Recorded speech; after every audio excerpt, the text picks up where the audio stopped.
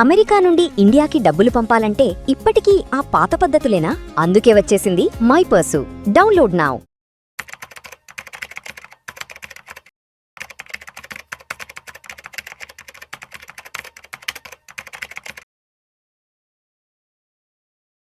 గిరిబాబు గారు నమస్తే సార్. నమస్తే అండి. Welcome to Vishnu talks and welcome to Suman TV.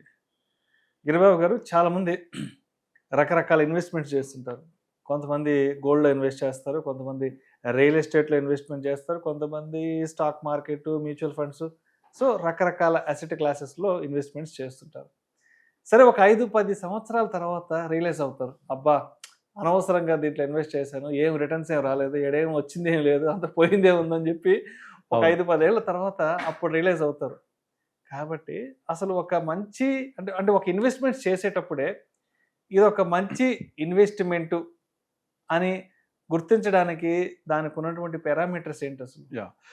ఏదైనా మనం ఒక ఇన్వెస్ట్మెంట్ చేసేటప్పుడు మనము ఏం చేయాలంటే, ఒకటి ఆపర్చునిటీ కాస్ట్ అని ఒకటి ఉంటుంది.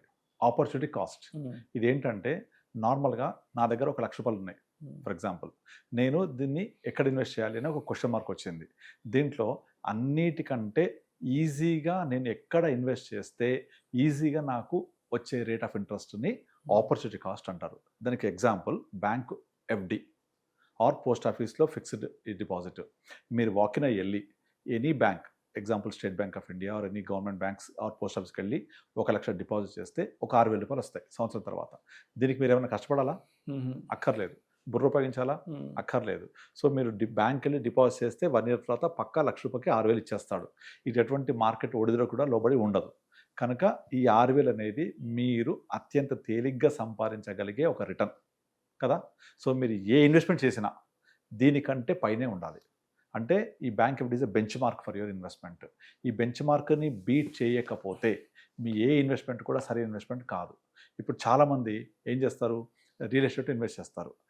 ఒక 10-15 సంవత్సరాల తర్వాత, మీరు అన్నట్టు ఇందాక నేను 10 ఏళ్ల క్రితం కొన్నాను, అది అంత పెరగలేదు అది ఏం చెప్తుంటారు. సరే, ఆ 15 సంవత్సరాల క్రితం ఎంత కొన్నావు, ఇవాళ ఎంత ఉంది అని కనుక లెక్కేసి దాని యాన్యువల్ రిటర్న్ కనుక క్యాలిక్యులేట్ చేస్తే దాదాపుగా చాలా రియల్ ఎస్టేట్లో వచ్చే రిటర్న్స్, మెజారిటీ అన్నీ కాదు, మెజారిటీ థింగ్లో వాళ్ళకు ఆ రేట్ ఆఫ్ రిటర్న్ కనీసం ఒక 4-5% కూడా రాదు.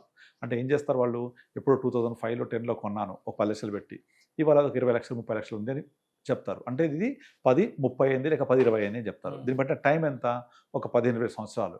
మరి 15-20 సంవత్సరాలలో మీరు దీని యాన్యువల్ రిటర్న్ ఎంత అని కనుక లెక్కేస్తే ఏ 3-4% కూడా ఉండదు అది. కానీ అక్కడ ఏం చూస్తారు వాళ్ళు, నేను 10 లక్షలు కొన్నాను 30 అయింది, 10 కొన్నాను 20 అయింది, డబల్ అయింది, 10 కొంటే 40 అయింది అని చెప్తూ ఉంటారు. ఇది అబ్సల్యూట్ రిటర్న్, అబ్సల్యూట్ రిటర్న్. కానీ యాన్యువల్ రిటర్న్ ఎంత అంటే, నేను సంవత్సరానికి ఎంత % ఆఫ్ రిటర్న్ సాధించగలిగా ఈ ఇన్వెస్ట్మెంట్ మీద అని కనుక లెక్కేస్తే ఎట్ ఎనీ కాస్ట్ మీరు బ్యాంక్ ఇచ్చే 6% కంటే కనీసం ఒక 4-5% ఎక్స్ట్రా ఉండాలి. అంటే బ్యాంక్ 6 ఇచ్చింది అంటే మీ రిటర్న్ 12 ఉండాలి, అట్లీస్ట్ 10 ఉండాలి. 10-12% ఉంటేనే మన ఇన్వెస్ట్మెంట్ ప్రాపర్ వేలో ఉన్నట్టు. ఇప్పుడు మీరు 10-12% అని తీసుకుంటే మనం ఒక 12 తీసుకుందాం. ఎందుకంటే ఎలాగూ బ్యాంక్ వెళ్తే నాకు 6% ఇస్తున్నాడు, దిస్ మై ఆపర్చునిటీ కాస్ట్. కనుక బ్యాంక్ వెళ్ళలేదు, నేను ఇక్కడికి వచ్చా, ఇది కొంచెం రిస్కియస్ట్.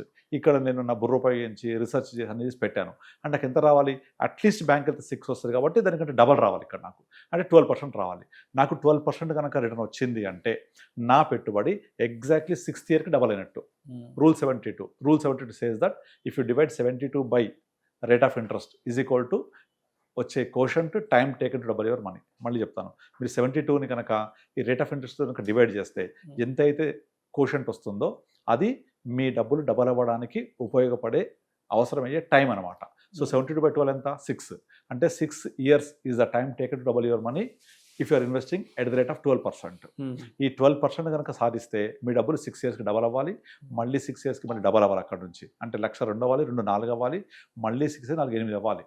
అంటే 8 రెట్లు కనుక అవ్వకపోతే ఒక 18 yearsలో మీ డబ్బులు సరైన విధానంలో ఇన్వెస్ట్ చేసినట్టు కాదు.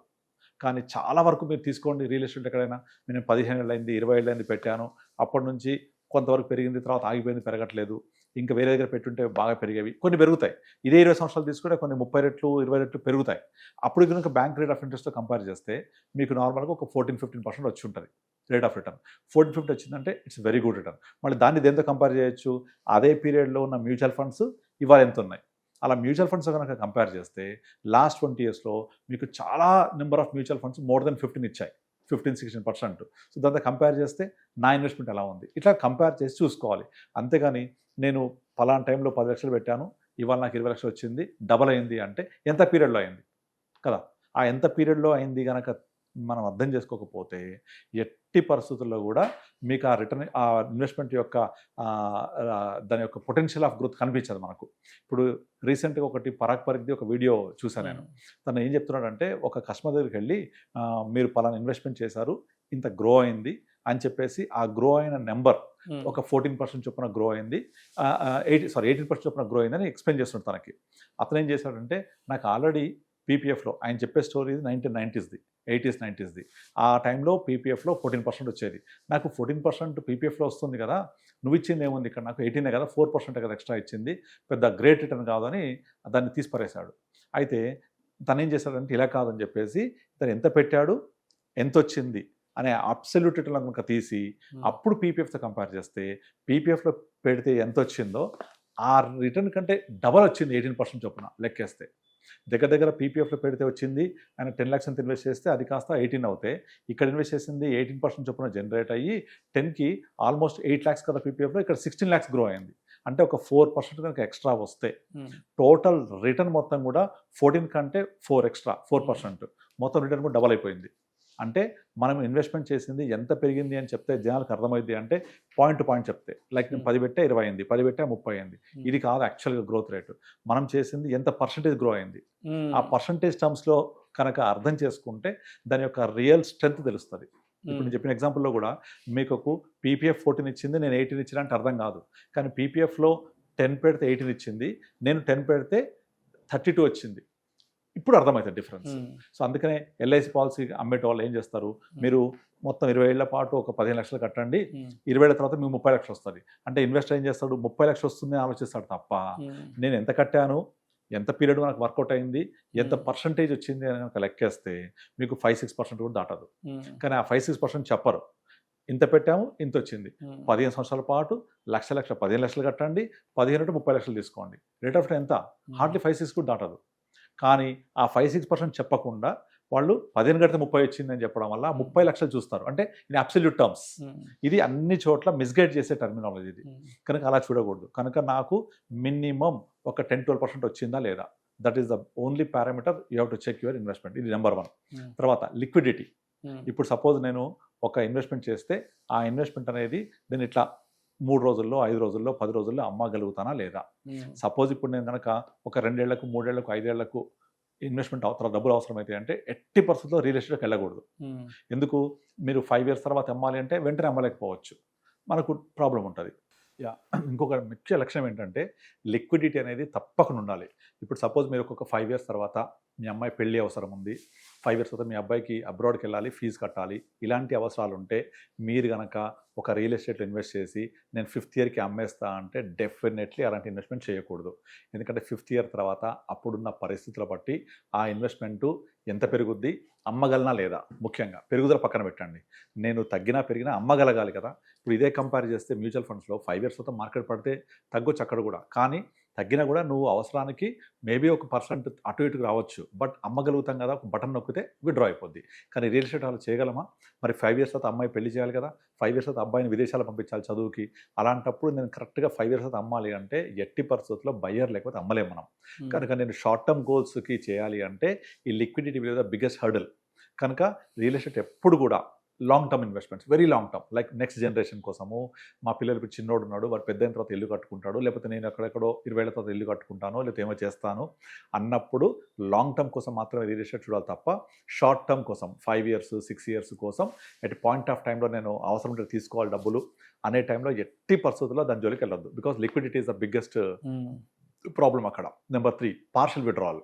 ఇప్పుడు సపోజ్ ఒక ఫ్లాట్ ఉంది, ఆ ఫ్లాట్ నేను పెరిగిన తర్వాత నాకు డబ్బులు అవసరమైంది, అవసరం కొంత డబ్బులు కావాలి, ఓ బాత్రూమో కిచెన్ అమ్మి డబ్బులు చేసుకోలేము కదా, పార్షల్గా విత్డ్రా చేయలేము కదా అందులోంచి.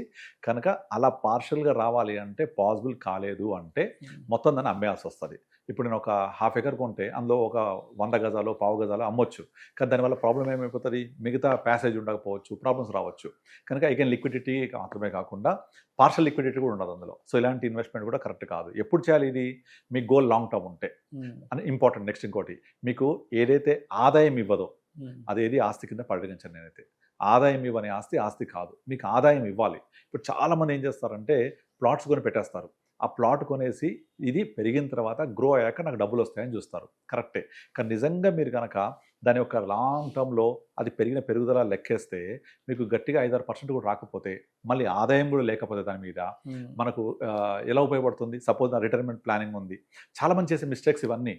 కొంతమంది రిటైర్ అయిన తర్వాత పెద్ద మొత్తం డబ్బులు వస్తాయి, రాగానే ఏం చేసావు డబ్బులు అంటే తీసుకెళ్ళి శంషాబాద్లో ప్లాట్ కొన్నా, ఫలాంచో ప్లాట్ కొన్నా. మరి ఇప్పుడు ఏం చేస్తున్నాం అంటే నాకు డబ్బులు లేవు, ఎవరిని అడిగినా ఇవ్వట్లేదు, నాకు మెడికల్ అవసరం ఉంది, ఇంకో అవసరం ఉంది, డబ్బులు దొరకట్లేదు. మా అబ్బాయిని అడిగితే మా అబ్బాయి దగ్గర కూడా సరిగా జీతం రావట్లేదు బికాజ్ ఆఫ్ జాబ్ లాస్. కనుక నా ఆదాయం అనేది మొత్తానికే ఆగిపోయింది అక్కడ. కనుక ఆదాయం ఇవ్వని ఆస్తి ఏది ఆస్తి కాదు. ఇది ఎప్పుడు చేయాలి ఇన్వెస్ట్మెంటు? మనం 30 years అప్పుడు చేయాలి లాంగ్ టర్మ్ కోసం. కనుక మీ ఇన్వెస్ట్మెంట్ ఎట్టి పరిస్థితుల్లో minimum bank rate of interest కంటే డబల్ రావాలి, లిక్విడిటీ ఉండాలి, at the same time partial withdrawal option ఉండాలి అందులో, ఎట్ ద సేమ్ టైం మీరు చేసే ఇన్వెస్ట్మెంట్ ఆదాయం ఇస్తూ ఉండాలి. దీనికి flat can be good example. ఇప్పుడు ఫ్లాట్ తీసుకుంటారు చాలామంది, ఎందుకంటే నా రెంటల్ ఇన్కమ్ వస్తుంది కదా అని. కానీ మీరు కంపేర్ చేయండి, ఆ ఫ్లాట్ ఖరీదు ₹1,00,00,000 ఉంటుంది, కిరాయి 30,000 కూడా రాదు, 20,000 కూడా రాదు, అంటే హార్డ్లీ 2%, 3% కూడా రాదు. అలా కూడా కరెక్ట్ కాదు. కనుక మన అవసరాలు తగ్గట్టుగా ఏవైతే రిక్వైర్మెంట్ ఉంటుందో ఆ ప్రకారంగా మనం ఇన్వెస్ట్మెంట్ చేసినప్పుడు ఆ ఇన్వెస్ట్మెంట్కి ఉండే లక్షణాలు ఇవన్నీ అసైన్ చేసుకొని, ఈ లక్షణాలు ఉంటే దట్స్ ఎ గుడ్ ఇన్వెస్ట్మెంట్. అందుకే నా దగ్గరికి వచ్చేవాళ్ళు చాలామంది రిటైర్ పీపుల్ చెప్పే పెద్ద మిస్టేక్స్ ఏంటంటే, నేను రైట్ టైంలో రాంగ్ ఇన్వెస్ట్మెంట్ చేశాను, చేయాల్సిన టైంలో రాంగ్ ఇన్వెస్ట్మెంట్ చేశాను. నేను స్టాక్ మార్కెట్లో నేను పెట్టినప్పుడు చాలా తక్కువ ఉండేది, అప్పుడు పలానా షేర్స్ ఈ రేట్లో ఉండేవి, నేను వెయిట్ చేస్తే బాగుండేది. వెయిట్ చేయరు. స్టాక్ మార్కెట్ని ఒక డబ్బులు సంపాదించే యంత్రంలాగా చూడాలి. అంటే అందులో వచ్చి ఇన్వెస్ట్ చేసి వెయిట్ చేయాలి. ఇప్పుడు మీరు కొబ్బరి మొక్క నాటారనుకోండి, ఆ కొబ్బరి మొక్క పెరిగి పెద్దదై కొబ్బరికాయలు ఇవ్వడానికి కనీసం ఒక 7 సంవత్సరాలు పడుతుంది కదా. కానీ దాని తర్వాత అక్కడ నుంచి ఒక 200 సంవత్సరాల పాటు కాయలు ఇస్తుంది అది. సేమ్ మామిడి టెంక, ఒకసారి మామిడి టెంక నాటితే 7 years పడుతుంది ఆ చెట్టు పెద్దదై వృక్షమై పళ్ళు ఇవ్వడానికి. స్టార్ట్ అయిందనుకోండి ఒకసారి పళ్ళు ఇవ్వడం, 2 generations పళ్ళు ఇస్తుంది. అట్లాగే ప్రతిదానికి ఒక టైం ఫ్రేమ్ ఉంటుంది, ఒక లిక్విడిటీ ఉండాలి, మనకు అవసరమైనప్పుడు డబ్బులు రావాలి ఇందులో. ఇవన్నీ మనం చూసుకొని ఇన్వెస్ట్మెంట్ చేయాలి. ఎందుకంటే ఇప్పుడున్న ఈ ఆర్థిక సాంఘిక పరిస్థితుల్లో మనం ఎవరి మీద డిపెండ్ అయ్యే పరిస్థితి లేదు. మీరు ఒకసారి పెన్ పేపర్ తీసుకొని, నాకేమన్నా అయితే పలానా ముగ్గురు వచ్చి వీళ్ళు హెల్ప్ చేస్తారు మా కుటుంబానికి, రాయండి పేపర్ మీద, ముగ్గురు పేరు రాయగలుగుతారా? రాయలేము. కనుక ఈ ఇన్వెస్ట్మెంట్ అంతా కూడా మన వైఫ్కి తెలిసి ఉండాలి, ఆమెకు కూడా అర్థం అవ్వాలి, తను కూడా లిక్విడిటీ చేయడానికి ఈజీగా ఉండాలి. అలా ఒక ఇన్వెస్ట్మెంట్ చేసేటప్పుడు ఇలాంటి లక్షణాలు ఉన్నాయో చూసుకొని మనం వైఫ్తో కలిసి చర్చించుకొని ఇన్వెస్ట్ చేస్తే బెటర్గా ఉంటుంది. Thank you sir, thank you so much Giribabu గారు. థ్యాంక్ యూ అండి. ఒక ఇన్వెస్ట్మెంట్ చేసిన తర్వాత అది సరైన ఇన్వెస్ట్మెంట్ అవునా కాదా అన్నదాన్ని గుర్తించడానికి ఎటువంటి ప్రామాణికం ఏంటన్న దాని గురించి చక్కగా తెలియజేస్తారు. Thank you so much sir. Thank you.